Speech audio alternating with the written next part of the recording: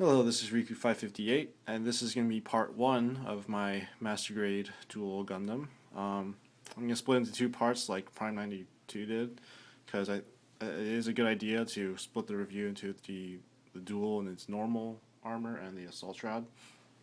So, the part one will be articulation, details, stickers, colors, and accessory count for the assault for non-assault mode, and then part two will be adding the assault mode armor and any added details from the assault armor, and most likely just my final judgment and final thoughts and all that.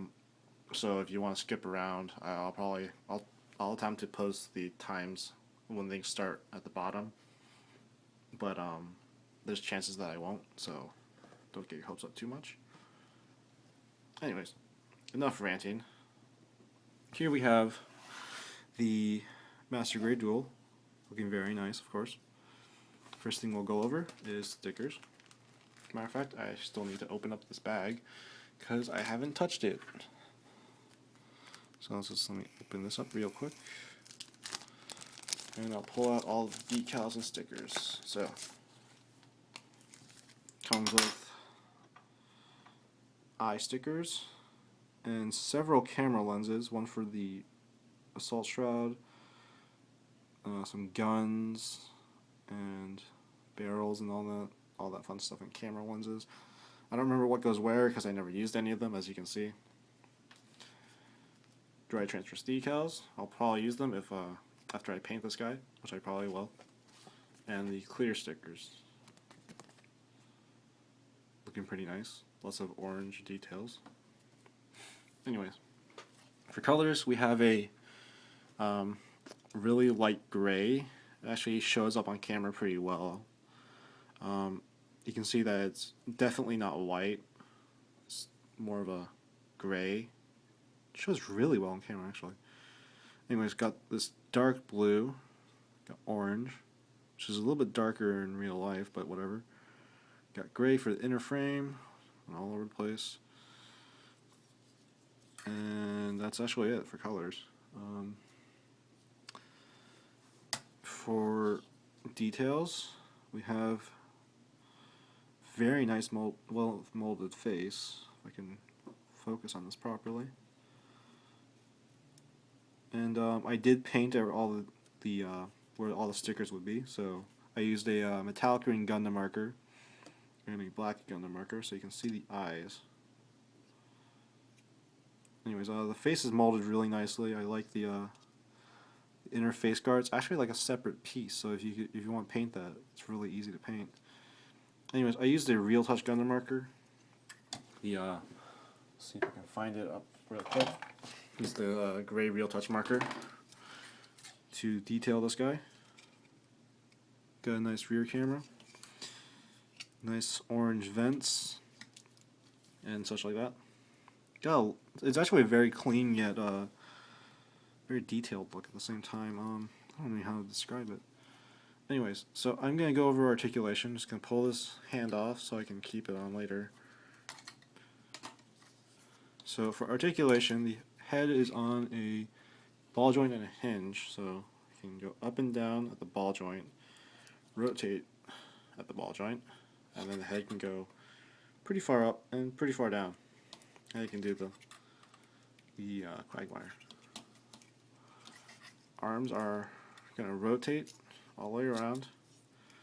They move up on the torso like that, and the arms will go out on their own this much, so they can go out pretty much all the way up to the side. This thing's on a single polycap, so it can go up and down a bit, and then this shoulder thing can go up and down. There isn't any attachment point here, so it's definitely new. So it's not being recycled from the strike. Actually, the shoulder armor is completely new. As you can see, it's completely different. It also attaches way different from the strike, since I actually own a model of the Master Grade strike.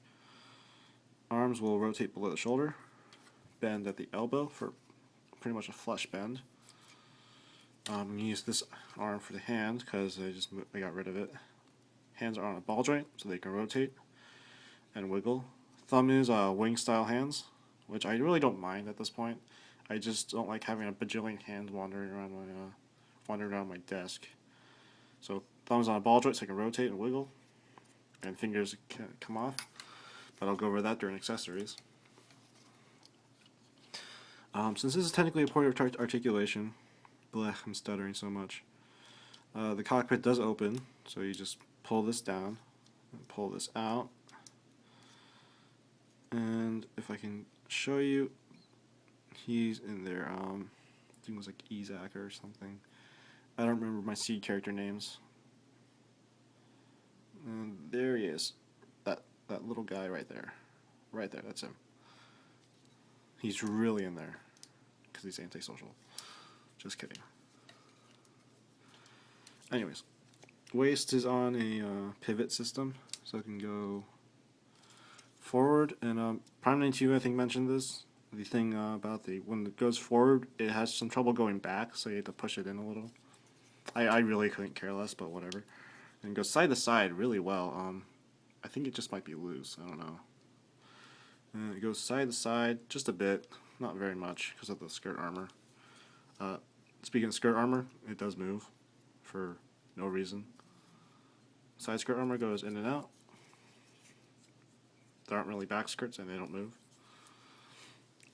So the hips have this thing where it's kind of like the Exia and a lot of the master grade, double master grades, where you can see it just slides up and down, allowing for different posing. See, this is with up, that's with it down, so there's a much larger gap. So with it down, the legs can go all the way forward and all the way back, go perfectly out for a split. And with it up, legs can only go this far forward, that far back, and can go out ever so slightly less. So when he's just standing, I suggest using this position, and when he's doing dynamic poses, I suggest pushing it down. Anyways, legs will pivot at the thigh, and it'll be easier to do when it's pulled down because you can rotate easier. So push it back up. Knees are double jointed for a perfect bend. And then here's that knee armor in a bit of slow motion. Just folds in like that. It's really nice. Let me show you that again. So it's like this, and then just folds out. And there's obviously some nice detail inside there.